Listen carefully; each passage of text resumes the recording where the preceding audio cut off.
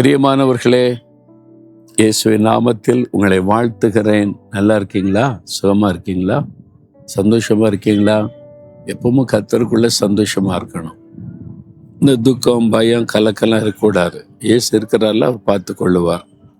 ஆனா நீங்க ஒரு காரியம் செய்யணும். ஆண்டவரிடத்துல ஒரு காரியம் கேட்டீங்கன்னா பெற்றுக்கொள்ளும் வரைக்கும் பொறுமையா காத்திருக்கணும். ஆண்டவர் சொல்றாரு, ஒரு வசனம் பாருங்க, 37 சங்கீதம் 7 வசனத்துல, கர்த்தரை நோக்கி அமர்ந்து அவருக்கு காத்திரு. உங்களை பார்த்தா சொல்றார், மகனே மகளே, நீங்க கேட்டீங்க, ஜெபிச்சீங்க, ஒன்றும் நடக்க மாட்டேங்கன்னு சோர்ந்திருக்கீங்களா? காத்திருக்கணும். ஏற்ற வேளையில அந்த காரியத்தில் அற்புதம் நடக்கும். இல்லை, ஆண்டவரின் ஜெபத்தை கேட்கல அப்படி சொல்லாதங்க. ஜெபத்தை கேட்டார், ஏற்ற வேலைக்காக காத்திருக்கிறார். நீங்க பொறுமையோடு காத்திருந்து அதை பெற்றுக்கொள்ளணும். கர்த்தருக்கு காத்திருப்பாரு. ஆபிரகாம் பாருங்க, 25 வருட வாக்குத்தத்தை நிறைவேற காத்திருந்தார்.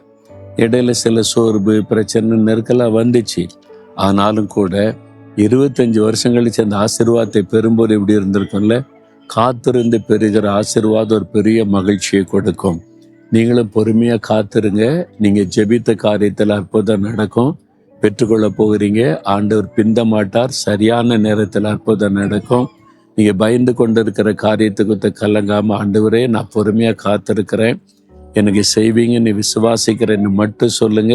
சீக்கிரத்தில் அற்புதம் நடக்கும். தகப்பனே, உமக்கு இந்த பிள்ளைகள் காத்திருக்கிறாங்க, பொறுமையா காத்திருக்கிறாங்க, ஜெபித்து காத்திருக்கிறாங்க. இந்த மகனுக்கு மகளுக்கு கட்டாயம் ஜெபித்த காரியத்தில் அற்புதம் செய்த மகிழ பண்ணுங்க. இன்றைக்கு அந்த அற்புதத்தை செய்யுங்க. இயேசுவின் நாமத்தில் ஜெபிக்கிறேன். ஆமேன், ஆமேன்.